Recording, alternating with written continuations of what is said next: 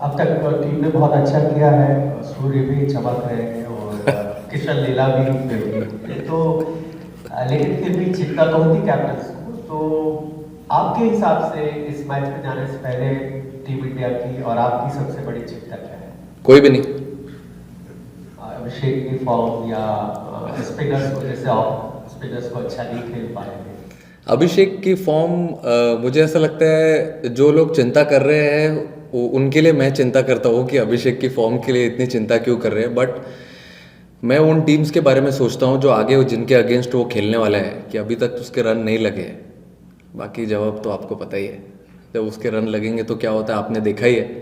होता है, team sport है, चलते रहता है कभी कभी। अब टीम को रिक्वायरमेंट है कि लड़का अपने आइडेंटिटी से खेले, तो वही ट्राई कर रहा है वो खेलने के लिए। अब उसमें अगर हुआ तो ठीक है, नहीं हुआ तो हम लोग हैं ना कवर करने के लिए। पिछले साल उसने पूरा हमारे लिए कवर किया, अभी इस बार हम कर लेंगे उसके लिए। প্রেস কনফারেন্সে সূর্যকুমার যাদব এত সুন্দর একটি বক্তব্য দেবে, তা টিমের সমস্ত প্লেয়ারদের মনের একটা আত্মবিশ্বাস জাগিয়ে তোলার মতো সুন্দর একটি কাজ করে দিয়ে গেছে সূর্যকুমার যাদব। সূর্যকুমার যাদবের স্টেটমেন্টে অভিষেক শর্মা যে দলে থাকছে এটা ফাইনালি বোঝা গিয়েছে।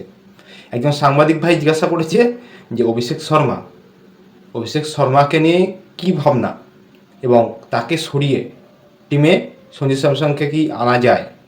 তখন বলছি অভিষেক শর্মাকে কেন সরানো হবে? বলে অভিষেক শর্মা দুটো তিনটে ম্যাচে রান পাচ্ছে না বলে তাই এখন মানুষ অনেক কথা বলছে। আমি শুধু এটা নিয়ে চিন্তিত আছি যে অভিষেক শর্মা যদি রান করে সামনে যেসব ম্যাচ আছে অন্যান্য টিমের কী হবে। এবং গত বছরে অভিষেক শর্মা যা পারফরমেন্স করে দিয়ে গেছে তখন আমাদের ফর্ম অতটা ভালো ছিল না। এখন আমাদের ভাই অভিষেক শর্মা বিপদের মধ্যে রয়েছে বলে সেই জায়গাটা আমরা পূরণ করব। আমরা রয়েছি কী জন্য? এই কথাটা শুনে সত্যি বলছি, একটা ক্যাপ্টেন এত সুন্দরভাবে এমন হতে পারে তা কখনো আমি নিজের চোখে দেখিনি। এতদিন খেলা হচ্ছে আমি কখনো দেখিনি। মানতে হবে সূর্যকুমার যাদবের এত বড় একটি স্টেটমেন্টে আপনারা দেখবেন ভারতীয় প্লেয়ারদের মধ্যে একটা আত্মবিশ্বাস জেগে উঠবে এবারে 100%। একটা ক্যাপ্টেন এত সুন্দর কথা বলতে পারে। আজকে তো প্রেস কনফারেন্সে প্রত্যেকটা কথা সে বলছে কার বদলে তাকে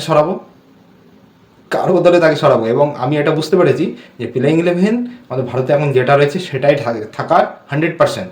মানে ঈশান কিষানের সাথে যে অভিষেক শর্মা ওপেনিং করবে এটা 100% কনফার্ম হয়ে গেল এবং তিলক বর্মা খেলছে এটা কনফার্ম হয়ে গেল।